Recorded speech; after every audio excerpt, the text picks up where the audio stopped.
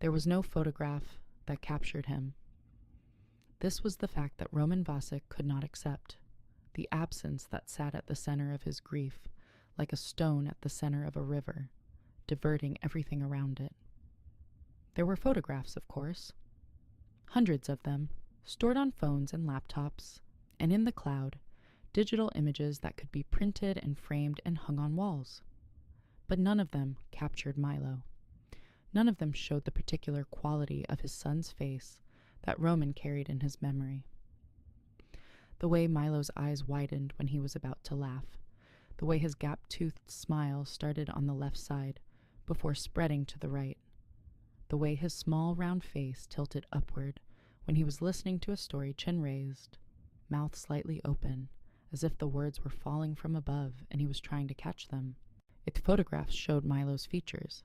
They did not show Milo, and for 18 months, Roman had been searching for something that could bridge the gap between documentation and truth, between the recorded fact of his son's face and the living essence of who his son had been. He had commissioned portraits, 3 of them, from 3 different artists, painters who came recommended by galleries and collectors and people whose opinions on art Roman had no reason to distrust. The first was a hyper-realist who worked from photographs, producing a painting so technically perfect that it could have been a printed image. Roman looked at it for 30 seconds, said, "That's not him," and had it removed from his study. The second was an impressionist who softened Milo's features into something dreamy and ethereal. And Roman hated it because Milo had not been dreamy or ethereal. Milo had been vivid and specific and present, a boy who occupied space with the full-bodied enthusiasm of someone who found the world persistently, hilariously interesting. The third artist produced a portrait that was competent and lifeless, and Roman did not even unwrap it. He left it in the hallway and told Daria to send it back. "The problem," Daria told him on a Tuesday evening in his study, with the rain hitting the windows and the empty spaces in the house pressing against them both, "is that you're hiring people who paint with their eyes. You need someone who paints with something else." "There is no one else." "There is one person, but you're not going to like it." The person Daria had found was a blind woman who painted portraits from touch. Daria had heard about her through the networks that exist beneath the visible surface of any city, the networks of whispered recommendations and unlikely reputations that circulate among people who pay attention to things that most people dismiss. A woman at the charity gala had mentioned her. A gallery owner in the Riverside district had confirmed the rumor. A journalist who covered the arts beat had written a small piece about her 2 years ago that Daria had found online and read 3 times before bringing it to Roman. Her name was Sienna Vale. She was 29 years old. She had been blind since 19, a degenerative condition inherited from her mother that had taken her sight over the course of 2 years, with the slow, systematic cruelty of a disease that wants you to watch yourself disappear. She had been an art student when the blindness began, a promising painter with a gift for portraits, and the loss of her sight should have ended her artistic career the way losing hands ends a pianist's. It did not. She had spent 3 years in darkness, learning to navigate, learning to survive, learning to rebuild her identity around the absence of the sense that had defined her. And then she had begun to paint again. Her method was unprecedented. She touched her subjects' faces with her fingertips, reading the topography of bone and skin and muscle the way a cartographer reads terrain. She built a 3-dimensional model in her mind, not a visual image, because she could no longer visualize, but something deeper, a spatial understanding that existed in her hands and her memory simultaneously. And then she painted, using textured paints she mixed herself, each color a different consistency so she could identify it by feel. Cadmium red was thick and granular. Ultramarine was smooth and cool. Burnt sienna was warm and slightly gritty. She applied the paint with her fingers as often as with brushes, feeling the canvas the way she felt faces, building the portrait through touch and the kind of knowledge that lives below conscious thought. The results were extraordinary. Her portraits did not look like photographs. They did not look like conventional paintings. They looked like memories.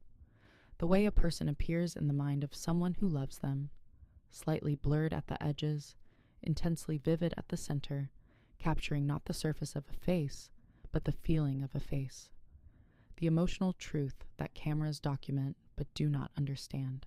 Where Daria had watched the video of Sienna working, a short documentary clip from the journalist's article showing Sienna touching a client's face with her fingertips, then turning to the canvas and applying paint in confident, knowing strokes, her sightless eyes focused on something beyond the physical surface of the painting. The video had been shot in her studio above the art center, and the light from the skylights had caught her locks and her paint-stained hands and the extraordinary concentration of her face. And Daria, who was not a sentimental woman, who had managed the affairs of dangerous men for 30 years without once allowing emotion to cloud her judgment, had watched the clip 3 times and felt something shift in her assessment of what was possible. Sienna had discovered the method by accident, and 3 years into her blindness, during the long dark period when she had believed her life as an artist was over, she had been sitting in her mother's apartment. Her mother, Giselle, who had gone blind at 42 from the same condition and who had spent the remaining 20 years of her life teaching Sienna that darkness was not emptiness, but a different kind of fullness. And she had picked up a piece of clay from a set her mother kept on the kitchen table. She had begun to shape it, not with any intention, but with the automatic restlessness of hands that had spent 19 years creating, and that could not stop simply because their owner could no longer see. She had shaped a face, her mother's face, working entirely from the memory stored in her fingertips, the geography of Giselle's forehead, the ridge of her cheekbones, and the soft line of her jaw. She had produced a small clay portrait that her mother's homemade had described as uncanny, like she's looking at me. That was the beginning. From clay, she moved to paint, developing the texture paint system through months of experimentation and failure and the stubborn, unreasonable persistence that characterizes people who refuse to accept the limitations that the world assigns them. She learned to feel color, not synesthesia, not the neurological condition where senses cross, but a trained, deliberate association between physical texture and visual hue that she built through thousands of hours of practice until it became second nature. Cadmium red was thick and granular because she mixed it with a fine powder. Ultramarine was smooth and cool because she thinned it with a specific medium. Each color had its own tactile signature, its own personality under her fingertips, and she could identify any of the 47 colors in her palette by touch alone, in the dark, which was where she lived, which was where she had learned to make beauty. Her mother, Giselle, had died 2 years ago. The same degenerative condition, compounded by age and the accumulated weight of decades of adaptation and resilience. Sienna had been at her bedside in the hospital, holding her mother's hand, the hand that had taught her to navigate darkness, that had shown her how to fold laundry by texture and cook by timer and walk through the world with the confident posture of someone who belongs in it, despite its refusal to accommodate her. And she had felt the particular hollowness that comes when the person who understood your experience best leaves the world and takes that understanding with them. She had painted Giselle's portrait from memory. It hung in her studio, above the sink where she cleaned her brushes, and it was the finest work she had ever produced, a face that radiated the warmth and the steel and the impossible, persistent joy of a woman who had spent 20 years in darkness and had never once described herself as someone who lived without light. She lived above the community art center in the Riverside district, in a small apartment that she navigated with the effortless precision of someone who had memorized every surface, every corner, every distance between furniture. The apartment was organized the way a blind person's space is organized, meticulously, logically, with every object in its assigned place. Because in darkness, disorder is not inconvenience but danger. Her paints were arranged by texture on shelves she had labeled in braille. Her brushes hung from a rack in order of size. Her canvases were stacked against the wall with cardboard dividers between them, each divider marked with a braille label indicating the subject and the stage of completion. She taught children on weekday afternoons. This was her other vocation, not painting for clients, but teaching children to see beyond sight. To understand that art is not the reproduction of what the eye perceives, but the expression of what the whole person feels. Her students ranged from 6 to 12, from the Riverside neighborhood and beyond, children whose parents had heard about the blind painter who taught art in ways that no sighted teacher could, who made children close their eyes and touch their canvases and describe what they felt rather than what they saw. Her classes were always full. Her waiting list was long, and the children adored her with the uncomplicated devotion that children give to adults who take them seriously and who show them that the world is larger and more interesting than they had been told. Roman did not want a blind artist. Now, he said this to Daria with the blunt directness of a man who had spent his life solving problems through practical means and who regarded impracticality as a personal affront. She can't see. She literally cannot see what she's painting. How can she paint my son? She paints from touch. She touches the subject's face and paints from the map her hands create. Milo is dead, Daria. She can't touch his face. The silence that followed was the silence of a woman who had anticipated this objection and had an answer that she knew would hurt. She can touch yours, Daria said quietly. You have his jaw. You have the shape of his face beneath your features. She reads bone structure, Roman. She reads the architecture beneath the skin. And she would work from the photographs for everything else. The coloring, the hair, the proportions. But the essence, the thing you keep saying the other painters couldn't capture, she would get that from you. From touching the face of the father and painting the face of the son. Roman stood at his study window and looked at the rain and felt the familiar weight of grief shift inside him, redistributing itself the way sand shifts in an hourglass. The same quantity, the same substance, endlessly rearranging itself without diminishing. Set it up, he said. He did not go to her studio. He was not a man who went to people. People came to him, in his study, in his offices, in the spaces he controlled. But Daria, who understood both Roman's nature and the situation's requirements, negotiated a compromise. Sienna would come to the house, to the room where Milo's paintings hung, where the photographs lived, and where the ghost of a 7-year-old boy was most present in the architecture of the home he had lived in and died near. Sienna arrived on a Thursday afternoon. She came by bus and on foot, her white cane tapping the pavement with the rhythmic precision of a metronome, her locks pulled back with a blue cloth headband, a canvas bag over her shoulder containing her paints and brushes and the tools of a craft that should have been impossible for her and was instead the defining achievement of her life. Daria met her at the door. The house was large, a converted villa in the hills above the old quarter, with gardens and high walls and the kind of quiet that money buys when it wants to keep the world at a distance. Sienna navigated the unfamiliar space with the careful confidence of someone who had spent 10 years building a relationship with darkness, learning its textures and its sounds, and the way air moves differently in large rooms versus small ones, near walls versus in open space. If you already feel the weight of what is about to happen in this room, the father, the blind painter, and the ghost of a boy who loved to paint, subscribe to Crimson Vow Tales right now. Hit that notification bell, because the moment Sienna touches Roman's face, everything changes.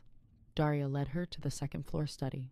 The room smelled of old wood and coffee, and the faint chemical trace of oil paint that had seeped into the walls from Milo's watercolors, which hung in a row above the desk. 15 small paintings on heavy paper, each one depicting a version of the world as seen by a 7-year-old with a fierce imagination and a limited color palette. Houses with yellow suns, trees with purple leaves, a dog that might have been a horse, a family of 3 stick figures holding hands, the smallest one in the middle, the tallest one on the left with a square head that was unmistakably Roman. Roman was standing by the window when she entered. He saw a woman of medium height with light brown skin and paint-stained jeans and a face that was startlingly expressive. Mobile, responsive, alive with the micro-movements of someone who communicates through expression rather than eye contact. Her eyes were pale amber, open and clouded, and they did not track his movement or fix on his position. And the disconnect between her animated face and her still gaze created an effect that was both disorienting and oddly beautiful, as if she were looking at something he could not see. "Mr. Vasik," she said, and her voice was warm and precise, a voice that had learned to carry information that her eyes could not, tone, direction, emotional register. "Thank you for having me. I understand this is about your son. It's about a portrait of my son. Those are the same thing. A portrait is never just a painting. It's a conversation between the painter and the subject, even when the subject isn't in the room. Especially when the subject isn't in the room." Roman looked at this woman, blind, paint-stained, carrying a white cane and a canvas bag, standing in his study and speaking about his dead son with a directness that his associates avoided and his former wife had abandoned and that he himself could barely manage, and he felt something unfamiliar. The absence of pretense. She was not performing sympathy. She was not navigating his grief with the cautious diplomacy that everyone else employed. She was stating facts about her craft, with the confidence of someone who knew exactly what she could do and saw no reason to be modest about it. "Daria says you paint from touch." "I do. I'll need to touch your face if you'll allow it. Your son had your bone structure. I can see that from the photographs Daria sent me. I should say I can understand it. My assistant described the photographs to me in detail. Paz and I studied the proportions, but proportions are not enough. I need the architecture, the way the bones sit under the skin, the way the muscles attach, the depth of the eye sockets, the angle of the jaw. These things are inherited. Your son's face was built on the same scaffolding as yours, and I can read that scaffolding through my fingers." "You want to touch my face?" "I need to touch your face. There's a difference. Want implies desire. Need implies necessity. I need to feel the structure that your son inherited from you, so I can paint him from the inside out. The other artist painted him from the outside in. From photographs, from surfaces. That's why the portraits didn't work. They captured what he looked like. I want to capture what he felt like."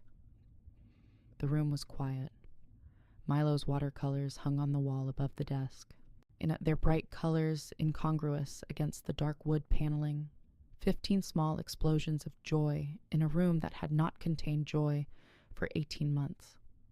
Roman looked at the blind woman standing in his study, and he understood, with the reluctant clarity of a man who distrusts anything he cannot control, that she was offering something the other artists had not. Not a better technique, a different kind of seeing. "Sit down," he said, and gestured toward the leather chair by the desk before remembering that she could not see the gesture. "There's a chair to your right. Leather, about 3 steps." She found it without hesitation. Not 3 steps, but 2.5, her spatial awareness calibrated with a precision that surprised him. She sat. She placed her cane against the desk and her canvas bag on the floor and turned her face toward him with the attentive stillness of someone listening with their entire body. "I'm going to stand," she said, "in front of you, and I'm going to place my hands on your face. I'll start at your forehead and work down. It will take about 10 minutes. I need you to be still. I need you to breathe normally, and I need you to think about Milo. Why? Because grief changes the muscles. It pulls certain muscles tighter and lets others go slack. When you think about your son, your face will do things it doesn't do at rest. It will show me the shape of your loss, and that shape will tell me something about the shape of your love. And your love for him is the closest I can get to the truth of who he was. I'm not painting a face. I'm painting a relationship. I need to feel both sides of it. Roman sat in the leather chair. Sienna stood in front of him. She raised her hands, long-fingered, paint-stained, the nails short and clean, the fingertips calloused from years of reading surfaces that most people only look at. And she placed them on his forehead. Her touch was unlike anything he had expected. It was not tentative, not hesitant, not the careful exploration of someone unsure of what they were doing. It was precise and deliberate and deeply attentive, the touch of a professional performing an act she had performed hundreds of times, each time with the same concentration and the same respect. Her fingertips moved across his forehead like a cartographer mapping coastline, tracing the ridge of his brow, the depth of the furrows between his eyes, the width of his temples. She moved down to his cheekbones, pressing gently to feel the bone beneath the skin, measuring the angle, the height, the distance between them. She traced his nose, the straight line, the bump from the old break, and moved to his jaw, his father's jaw, the jaw that Milo had inherited in miniature, the angular line that had been softening from square to round as Milo grew, but that would have sharpened again in adolescence, becoming the jaw of a young man who looked like his father. Her fingers found the scar on his jawline and paused there, reading it, then moved on without comment. She traced his mouth, his chin, the hollows of his cheeks. She cupped his face in both hands for a long moment, as if weighing it, feeling the whole structure at once, the complete architecture of bone and muscle and skin that constituted the face of Roman Vasik, and that contained, encoded in its geometry, the face of his son. He thought about Milo, as she had asked, as she had needed. He thought about Milo's face tilted upward, listening to a bedtime story. He thought about Milo's gap-toothed smile starting on the left side. He thought about Milo in the hospital bed, thinner than a 7-year-old should be, painting a lopsided house with a yellow sun, saying, "This is our house, Papa, and the sun is always shining." He thought about Milo's hand in his, small and warm and trusting, and the last time he had held that hand, and how the warmth had faded by degrees, and how he had held on long after the warmth was gone, because letting go was the final act of a story he refused to finish. His face did things. Under Sienna's fingertips, the muscles moved, tightening around the eyes, pulling at the corners of his mouth, clenching the jaw that Milo had inherited. Grief rearranged his features into a mask that was not a mask at all, but the most honest expression of his face, the face beneath the face, the architecture of loss that he carried every moment of every day, and that he had, until now, shown to no one. Sienna felt it all. Her fingers read his grief the way they read bone structure, with precision, with attention, with the deep listening that was her gift and her compensation for the sight she had lost. She felt the man's composure crack under her fingertips, felt the muscles betray the emotions that his voice and his posture kept hidden, felt the specific pattern of tension and release that constitutes a father's grief for a dead child, and she stored it. Not in visual memory. She had no visual memory, but in the spatial, tactile, emotional memory that her blindness had deepened and refined until it was more accurate than sight, more truthful than photography, more intimate than any other form of human observation. She removed her hands. She stepped back. She stood in the study of a Mafia boss with Milo's watercolors on the wall and the echo of a dead child's laughter in the corners, and she said, "I can paint him. I can paint who he was." Roman opened his eyes. He had not realized they were closed. His face was wet, tears he had not felt falling. and he wiped them with the back of his hand with the rough, impatient gesture of a man who regards his own emotions as inconveniences. When can you start? I've already started. The painting began the moment I touched your face. Now I need time. I need the photographs for reference, coloring, hair, proportions, and I need to come back. I need to touch your face again. Several times, over several weeks. Each time you think about him, the map changes. The grief shifts. The love moves. I need to feel all of it before I can paint it. She came back the following Thursday, and the Thursday after that. She came to the villa every Thursday afternoon for 6 weeks, and each time she placed her hands on Roman's face and asked him to think about Milo, and each time the map of his grief revealed something new, a different memory, a different muscle pattern, and a different facet of the multidimensional crystal of love and loss that constituted his relationship with his dead son. She worked on the portrait in her studio above the Community Arts Center in the Riverside District. The studio was a converted attic with skylights she could not see, but that her students told her flooded the room with northern light. The floor was paint-spattered hardwood. The walls were lined with finished portraits, faces of strangers and friends and clients, each one painted by a woman who had never seen them, each one capturing something that sighted artists missed. She painted Milo from the inside out, as she had promised. She built his bone structure first, Roman scaffolding, scaled down to a child's proportions, softened by youth, the angular jaw still round, the cheekbones still padded with the fullness of childhood. She added the features from the photographs, the light brown hair curling at the temples, the wide gray-blue eyes that were his mother Katerina's gift, the gap-toothed smile that started on the left. She applied the paint with her fingers as much as her brushes, feeling the texture of the portrait as it grew, reading it the way she read faces, making adjustments that were based not on visual assessment, but on a deeper, more intuitive evaluation. Does this feel right? Does this feel like the boy his father grieves? The evenings in the study became something neither of them had anticipated. After the face-reading sessions, which lasted 10 to 15 minutes, they would sit in the study, Roman in his leather chair, Sienna in the visitor's chair, and talk.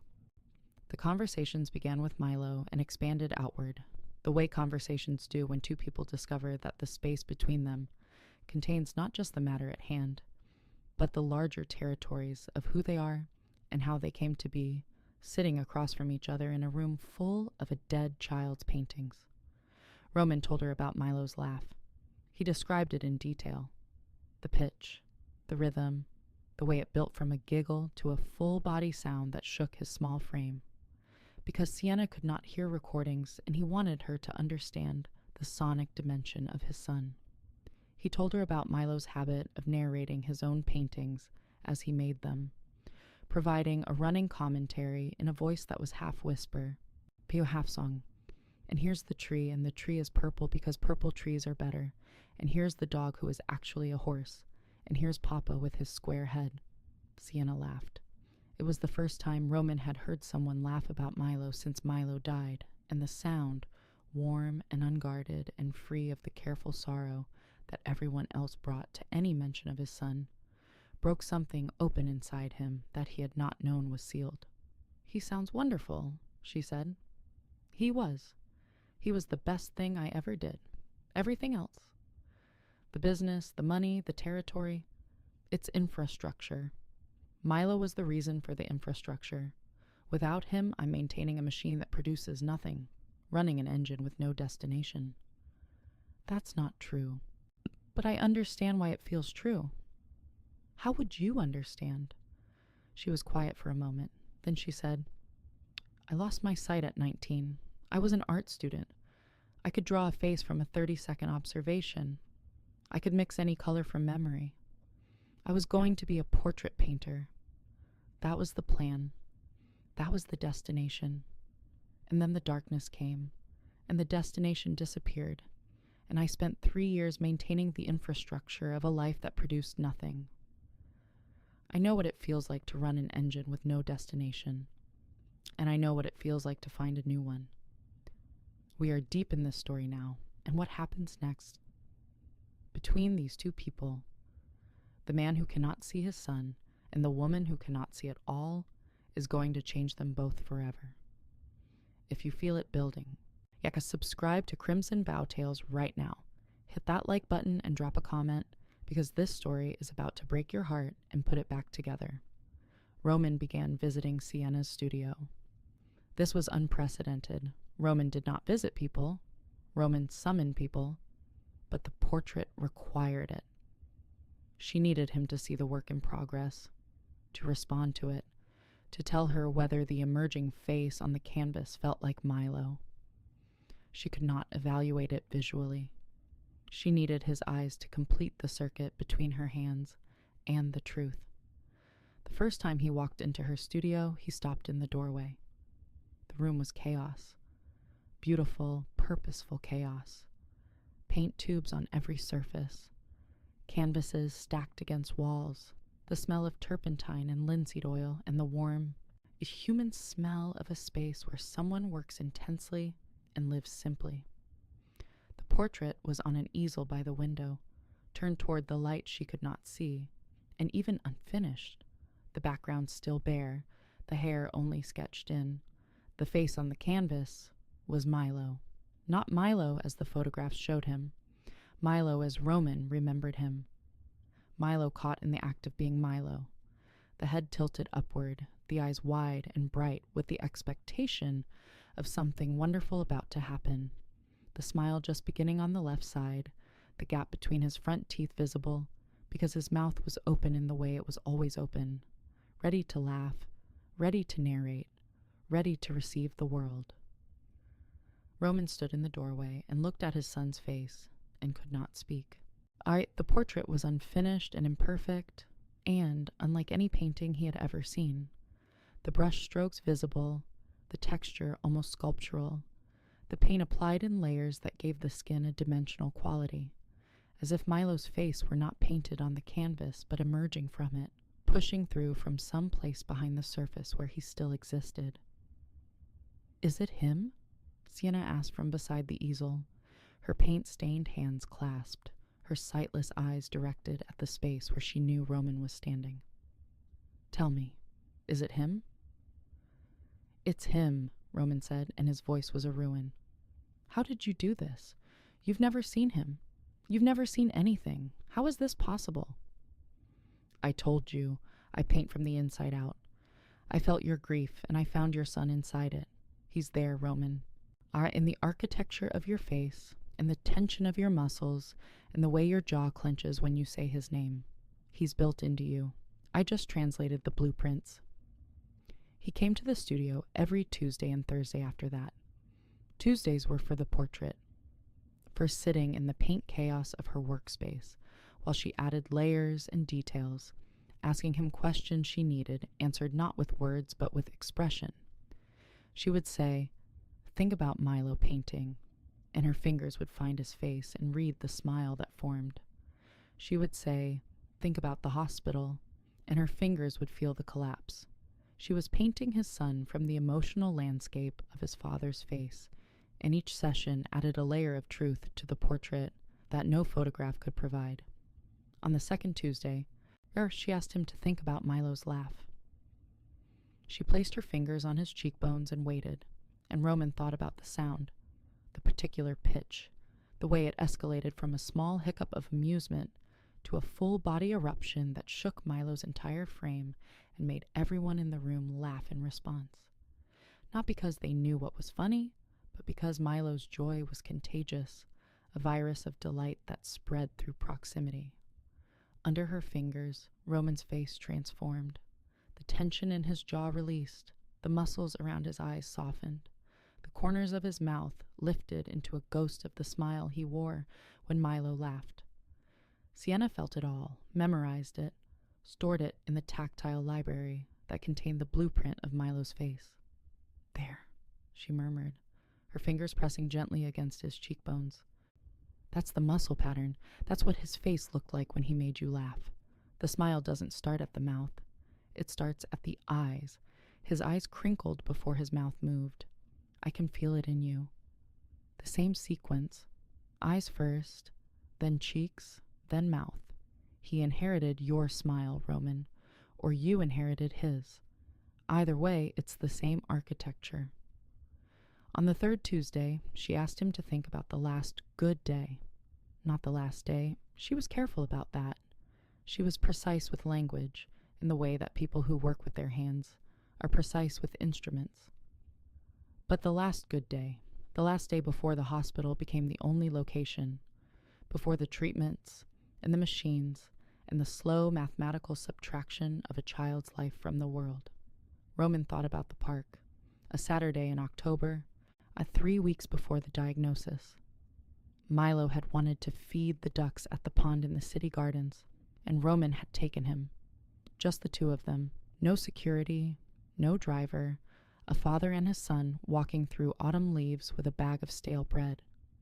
Milo had thrown bread at the ducks with the overhand motion of someone pitching a baseball rather than feeding waterfowl, and the bread had sailed over the ducks and landed in the middle of the pond, and Milo had laughed his enormous laugh and said, "Papa, the ducks can't catch." And Roman had said, "The ducks are fine. You're the one who can't throw." And Milo had thrown the entire bag of bread into the air at once in a gesture of magnificent 7-year-old defiance, and the bread had rained down on both of them, and the ducks had gone berserk, and Milo had collapsed on the grass, laughing so hard he couldn't breathe. Sienna's fingers read the memory in his face. The muscles around his eyes crinkled. His jaw relaxed. The tension that lived permanently in his forehead. The furrows between his brows that were as much a part of his face as his nose. Smoothed slightly, temporarily, the way a body of water smooths when the wind drops. She felt the happiness beneath the grief, the joy that still existed under the layers of loss, and she knew that this was the expression she needed for the portrait. Not the grief face, not the hospital face, the duck face, the park face. The last good day face that showed Milo's father as Milo had known him. Laughing, present, covered in breadcrumbs, entirely his. On the fourth Tuesday, she asked about Katerina. This was a risk, and she knew it. And she asked anyway, because the portrait required completeness, and Milo's mother was part of his story, whether Roman wanted to discuss her or not. "She left," he said, and his jaw clenched under Sienna's fingers with a hardness that was different from grief. Sharper, more angular, the muscular signature of anger and abandonment, and the particular bewilderment of a man who had been left by someone he thought would stay. When? 6 months after Milo. She said she couldn't live in the house with his things. She said I was disappearing into the grief, and she couldn't follow me there. She was right about both of those things. She was right, and she left, and I don't blame her. I blame myself for becoming someone she couldn't stay with. Did Milo have her features? Her eyes. Gray-blue. The shape of her eyes, the color, the way they widened when she was surprised. Milo had her eyes and my jaw, and his own smile. The gap-toothed smile was pure Milo. Neither of us had that. The gap was from losing his baby teeth early. He was proud of it. He called it his window, and he used to stick his tongue through it to make the other kids laugh. Sienna laughed. The sound filled the studio, warm and unself-conscious, and Roman realized with a start that he had made a blind woman laugh by describing his dead son's dental gap, and that the laugh did not diminish Milo's memory, but honored it. Because Milo had lived for exactly that response, to say something silly and make someone laugh, to find the comedy in every situation, to stick his tongue through his missing tooth and declare it a window. "The window," Sienna said, still smiling. "I'm going to paint the window. I'm going to make sure the gap shows. That's the most important detail you've given me, Roman. Not the bone structure, not the coloring. The window. That's who he was." Thursdays were for the children. Roman arrived one Thursday, an hour early, and found the studio full of children. 8 of them, ages 6 to 12, from the Community Arts Center downstairs. Sienna was teaching them to paint. She moved among them with the easy confidence of someone who knew the room by heart, touching their canvases to feel their progress, guiding their hands when they struggled with a technique, describing colors in terms of temperature and texture rather than appearance. Red is warm, it feels like the sun on your arm. Blue is cool, it feels like water on your feet. A girl of about 7, dark hair, paint on her nose, tugged Sienna's sleeve and said, "Miss Sienna, how do you know what the painting looks like if you can't see it?" "I don't know what it looks like. I know what it feels like. And feeling is more honest than looking. When you look at something, you see the outside. When you feel something, you find the inside. Try it. Close your eyes and touch your painting. What do you feel?" The girl closed her eyes.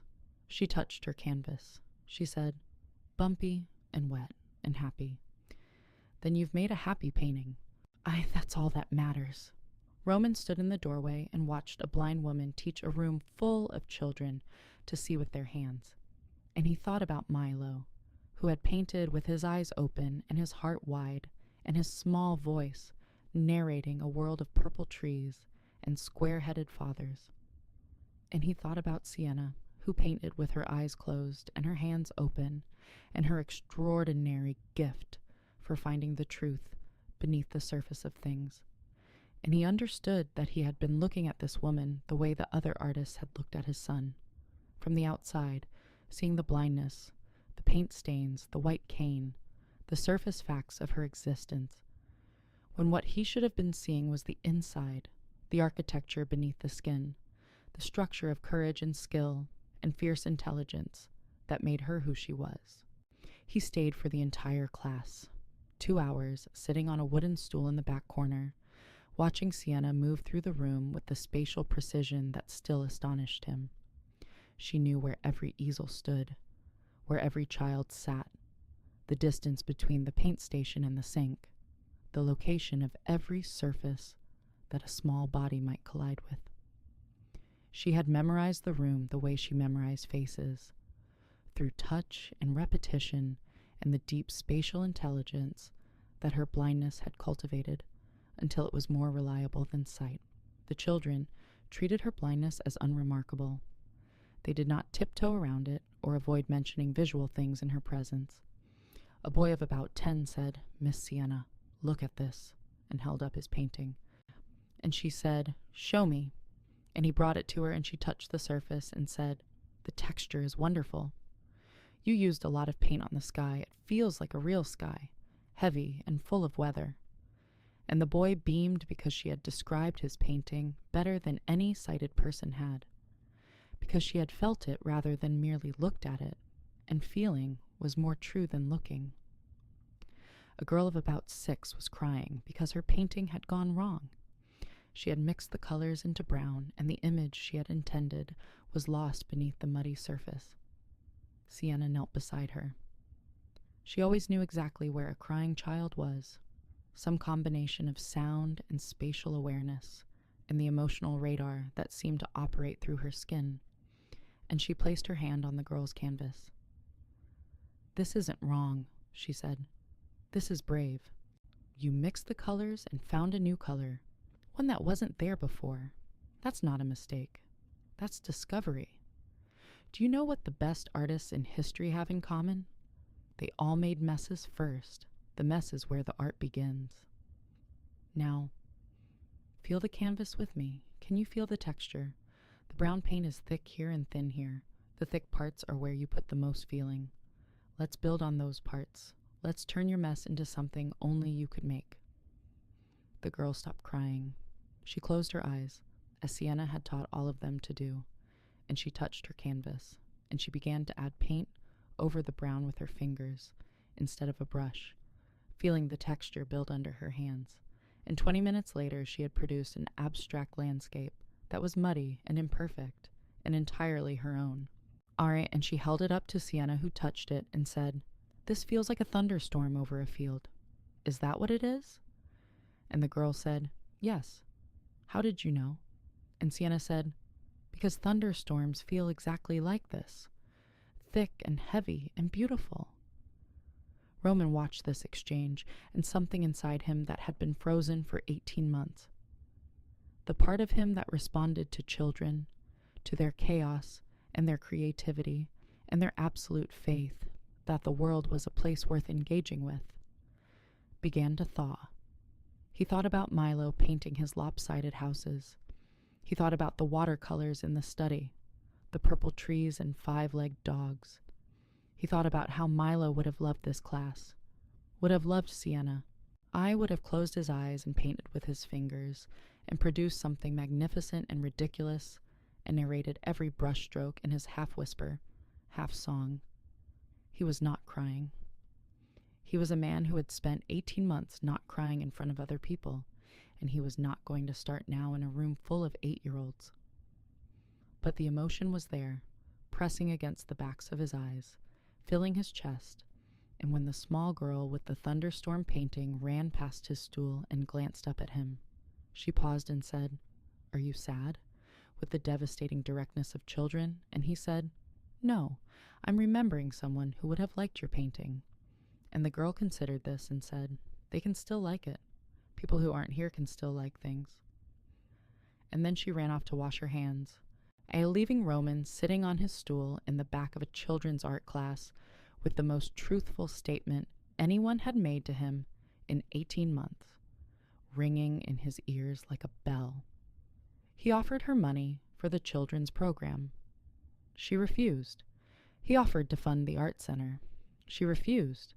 He offered to buy supplies, paints, canvases, brushes, the professional-grade materials that her students deserved, but that the community center's budget could not provide.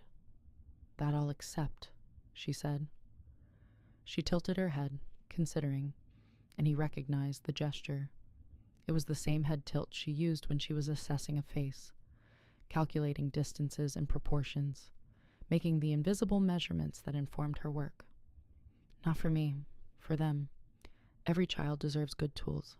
My mother painted on newspaper when she was a girl in Trinidad because her family couldn't afford canvas. My father bought me my first real paint set when I was 12, Winsor and Newton watercolors in a wooden box, and I remember opening that box and touching the tubes and feeling like the world had just expanded, like someone had given me permission to be serious about the thing I loved. That's what good tools do. They don't make you better. They tell you that you deserve to be good. These kids deserve that message. Some of them have never been told they deserve anything. You turned out all right." I turned out blind and painting portraits with my fingers in an attic above a community center. That's not everyone's definition of all right. "It's mine," he said, and the words came out with more weight than he intended, carrying a freight of meaning that surprised them both.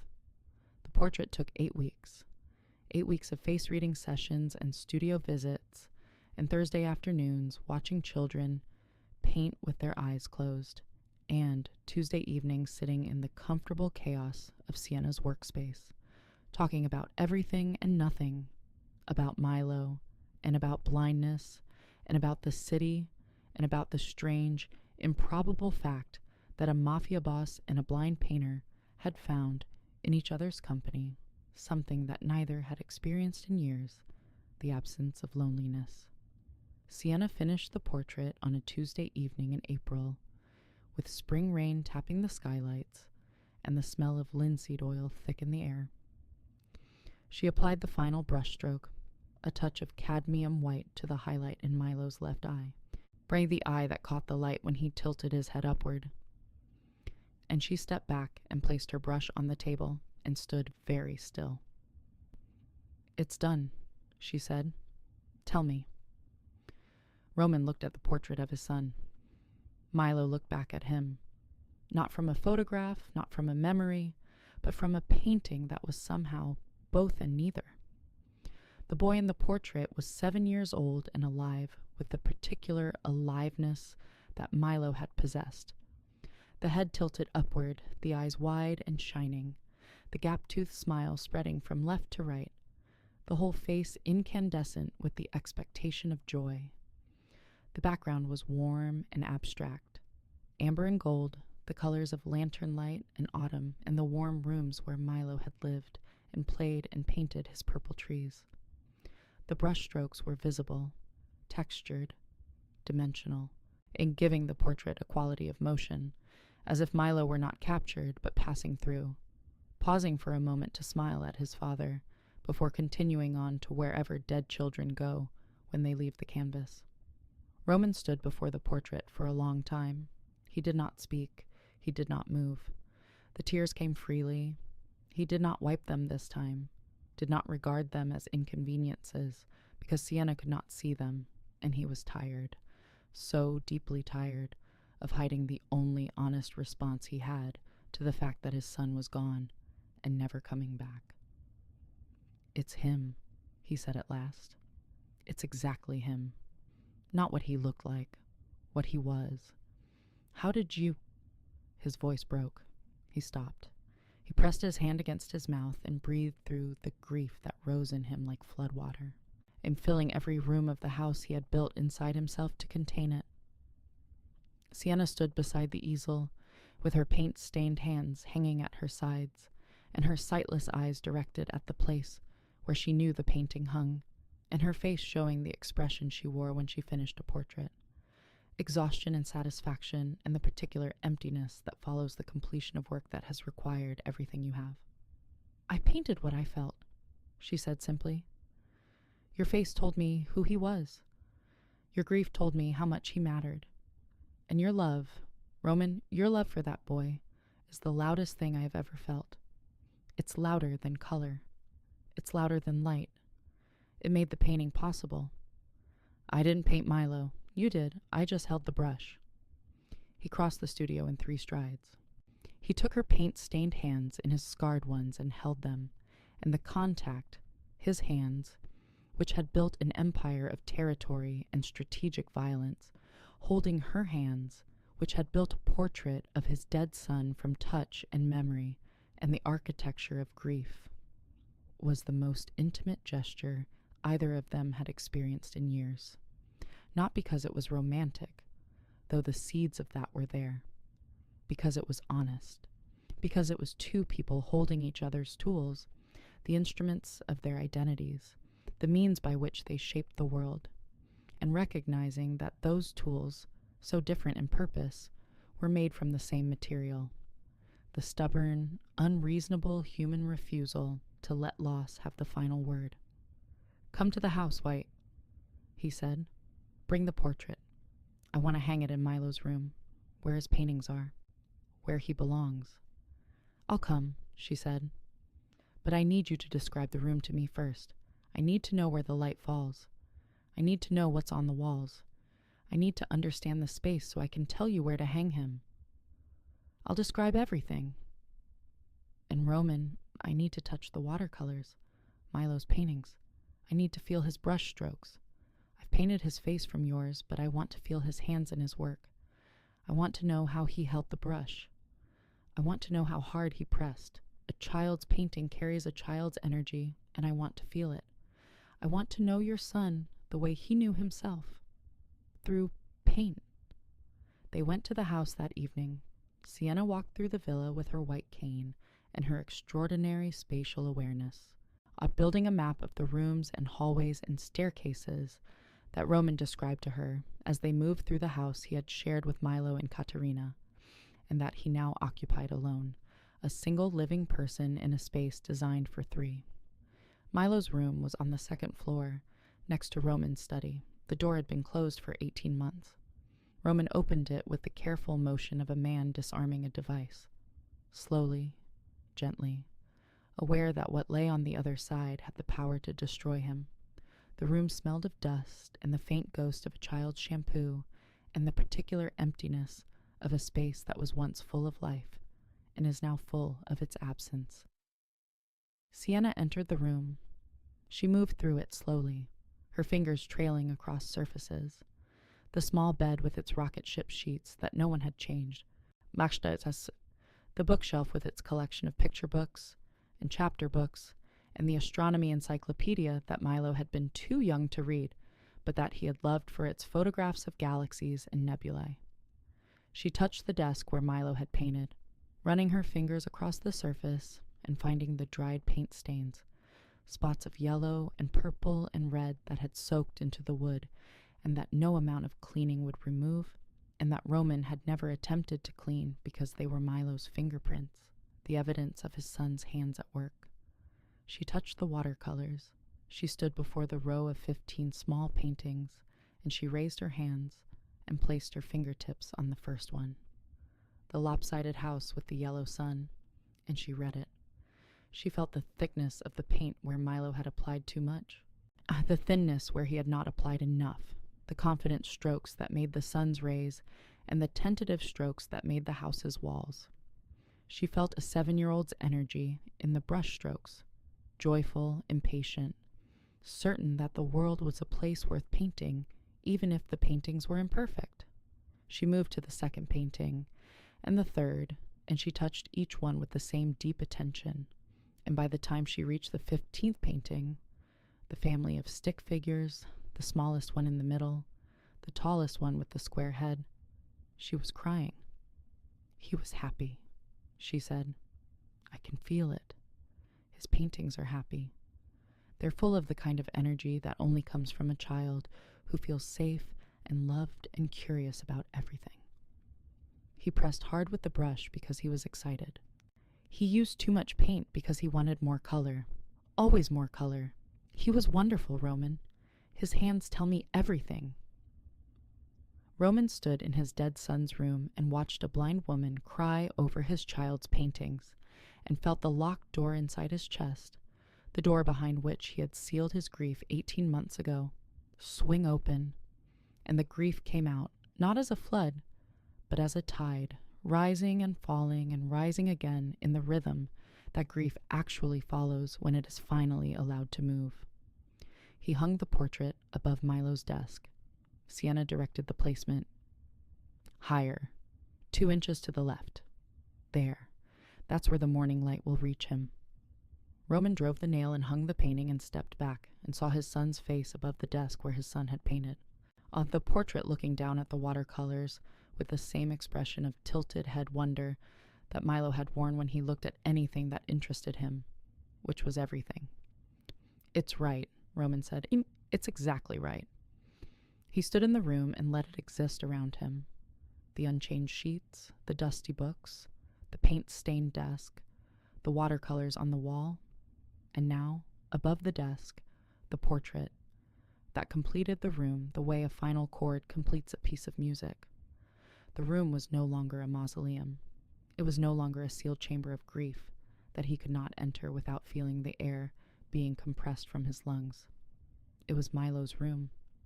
It was the room of a boy who had lived and painted and laughed and stuck his tongue through his missing tooth and called it a window. The portrait changed the physics of the space.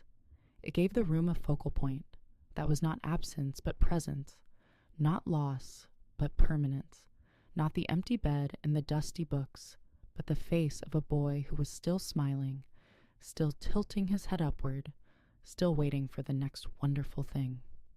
Roman walked to the desk. He opened the drawer where Milo had kept his painting supplies, the cheap watercolor set from the hospital, the cup of cloudy water that had evaporated long ago, leaving a ring of pigment on the bottom, the brushes with their splayed bristles that Milo had never learned to clean properly because he was 7, and cleaning brushes was boring compared to the next painting. Roman touched the dried watercolor palette with his fingertip. The colors were still faintly visible. The yellow that made every sun a horror, the purple that made every tree, the red that Milo used sparingly because, he had explained to Roman with the absolute seriousness of an artist discussing his palette. Red is only for important things, Papa. You can't waste red.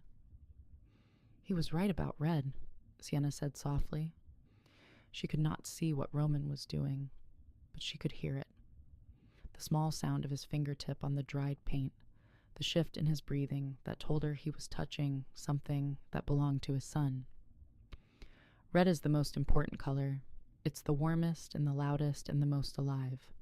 Your son understood color the way I understand it, not through theory, but through feeling. Red feels important. That's not something you learn. That's something you know. He would have loved you, Roman said, and the words came out before he could edit them, and unfiltered by the usual machinery of control and strategy that governed his speech. He would have wanted you to teach him. He would have closed his eyes and painted with his fingers and narrated every brushstroke and made you laugh. I would have loved him back, Sienna said. I already do. I love him through his paintings. I love him through your face. I love the boy who called a gap in his teeth a window. He was right about that, too. A gap isn't a missing thing. It's an opening, a way to see through. Sienna reached out and found his hand. She held it, his large, scarred hand in her long, paint-stained one, and they stood together in the room of a dead boy who was now present again, not as a ghost, but as a painting, and as a translation from grief to beauty performed by a woman who could not see and a man who could not let go, and the strange, sacred collaboration between them. The following weeks changed the geography of Roman's life in ways he had not anticipated and could not control. He was a man who controlled everything: his organization, his territory, the movements of dozens of men whose livelihoods depended on his decisions. And he could not control the fact that his feet carried him to the Riverside district 3 times a week, or that his mind returned to Sienna's studio during meetings and negotiations and the long, sleepless hours of the night when the house was quiet and Milo's absence was loudest. He began to notice things, small things. Now the kind that accumulate in the peripheral vision of a man falling in love before he admits to himself that he is falling. The way Sienna tilted her head when she listened, the exact same angle that Milo had used, the universal posture of people who receive the world with their whole attention, the way her locks caught the studio light when she moved between easels, the way she hummed when she painted, not songs, not melodies, but a low, continuous sound that was more vibration than tune, the sound of a body in the state of concentrated creation. He noticed the paint under her fingernails. He noticed the scar on her temple and wondered about the fall that caused it. The first year of blindness, she had told him, when the darkness was new and the spatial awareness that would become her superpower had not yet developed, and she had walked into a glass door she did not know was there and cut her temple on the metal frame. He noticed the way she smiled when a child brought her a painting to feel, a smile that was identical in its quality of attention and delight to the smile she wore when she touched a face for the first time, the smile of someone encountering new information through her hands. He noticed most of all the absence of pity. She did not pity herself. She did not invite pity from others. She moved through the world with the confident, measured grace of someone who had made a comprehensive peace with her circumstances. Not the resigned peace of acceptance, but the active peace of mastery, of having taken the worst thing that happened to her and transformed it into the source of her greatest gift. She was blind and she was a painter, and she did not regard these facts as contradictory. She regarded them as related. The blindness had made the painting possible, had stripped away the visual noise that clutters sighted perception and left her with something purer, the ability to feel the truth beneath the surface, to touch a face and find the person hiding inside it. He continued to visit Sienna's studio, though the portrait was finished. He came on Tuesdays and helped her organize supplies. He came on Thursdays and sat in the back of the room while she taught the children, and sometimes a child would approach him and show him their painting, and he would look at it with this serious attention. He gave everything, and he would say something honest. The blue is very strong, or, I like how the dog has 5 legs. That's more interesting than 4. And the child would beam and run back to their easel, and Sienna would smile from across the room, hearing his voice among the children's voices, and the sound made her heart do something complicated and warm. He told Daria about Sienna, not about his feelings. He was not yet capable of naming those, but about her work, her method, her studio, her children's program. Daria listened with the patient attention of a woman who had been waiting for exactly this development. "You're in love with her," Daria said. "I'm describing her painting technique." "You've been describing her painting technique for 20 minutes. That's not art appreciation, Roman. That's a man in love trying to find a socially acceptable way to talk about a woman without admitting he thinks about her constantly." "I don't think about her constantly." "When was the last time you didn't think about her?" The question hung in the air of his study like smoke, and Roman looked at Daria and knew that she was right and that she had been right before he knew it himself, because Daria had been reading him since he was a boy, and she understood the architecture of his emotions the way Sienna understood the architecture of his face, through years of careful, devoted attention. The realization settled into him the way paint settles into canvas, layer by layer, building density and permanence until the image is complete and undeniable. He was in love with a blind woman who painted portraits from touch. A woman who lived above a community art center and taught children to see with their hands. A woman who had given him back his son's face, and who had, in the process, given him back something he had lost alongside Milo, the capacity to feel something other than grief. He thought about the economics of it, not the financial economics. He had more money than any reasonable person needed, but the emotional economics. The cost-benefit analysis that his strategic mind insisted on performing even when his heart was already decided.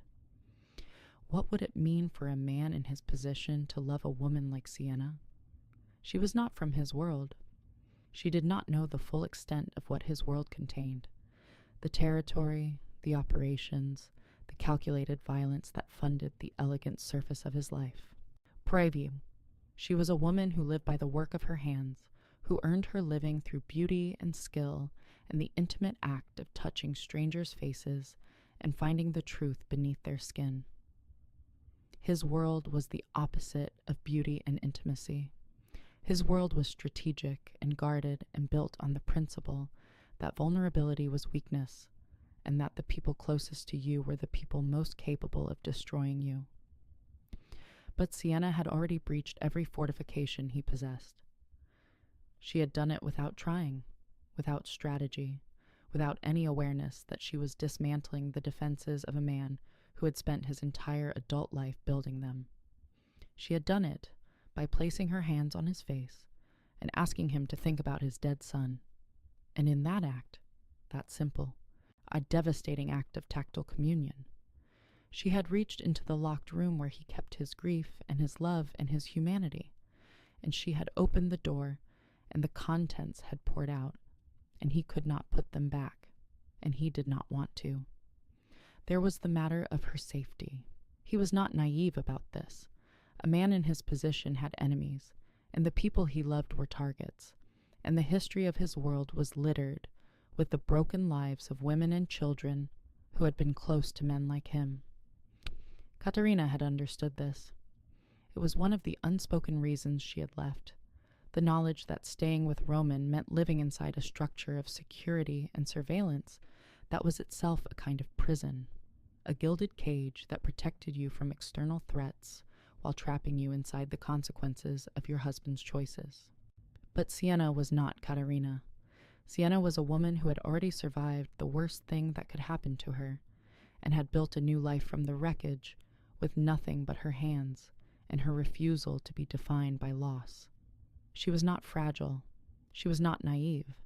She was the strongest person he had ever met, stronger than his lieutenants, stronger than his rivals, stronger than himself, because her strength was not the strength of power and control, but the deeper strength of endurance and creation, the strength it takes to lose the primary sense of your life and respond by inventing a new way to see.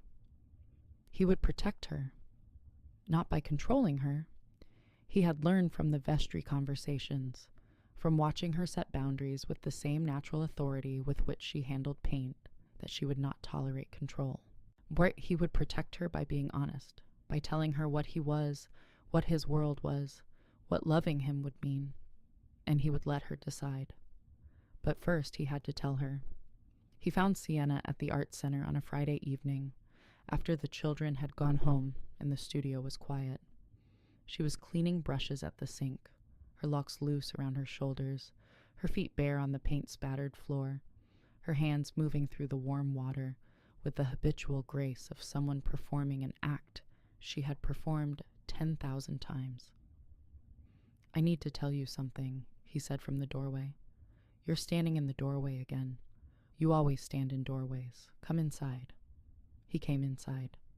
He stood beside her at the sink, and the warm water ran over her hands, and the turpentine smell mixed with the soap smell and the evening light from the skylights, which she could not see but which gilded her locks and her brown skin, and her paint-stained fingers made the room look like one of her portraits, warm and textured and more true than a photograph. "Milo's portrait changed something," he said. "You changed something. I spent 18 months in a house full of a dead child's things, and I couldn't feel him. I could see his paintings, and his books, and his rocket ship sheets, and I couldn't feel him. And then you touched my face, and you painted him from the inside, and now I can feel him again. He's in the portrait. He's present. You gave me my son back, and I don't know how to thank you for that. And I don't know how to say what I'm about to say because I have never been good at saying things that matter. But I am going to say it anyway, because you told me once that feeling is more honest than looking, and what I feel when I'm in this room with you is that I don't want to leave." Sienna turned off the water.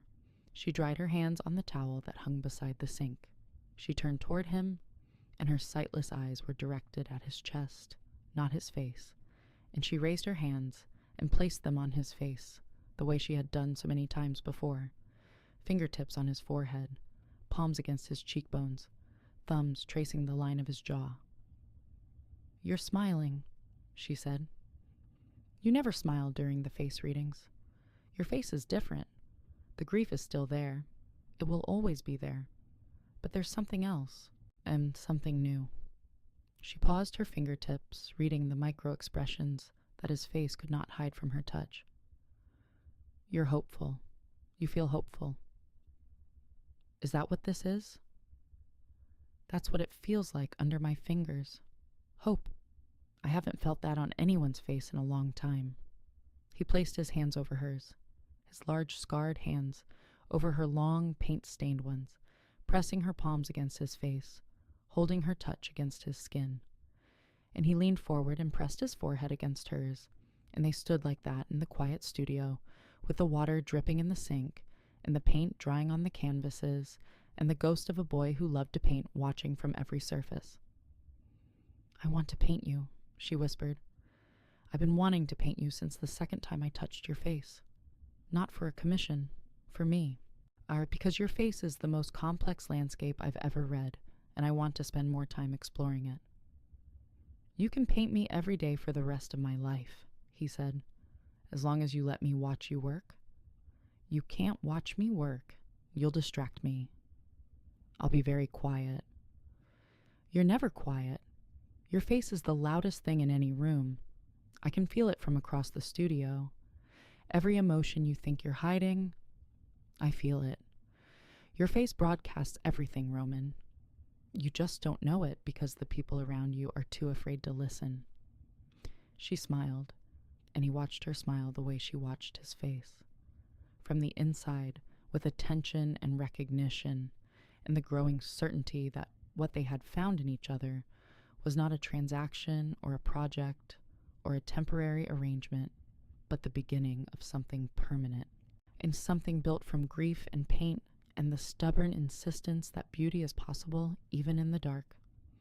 Thank you for staying with Sienna and Roman through every brushstroke of this story. Thank you for understanding that seeing is not the only way to know someone, that the hands that create are as powerful as the hands that control, and that love can begin in the most unexpected places.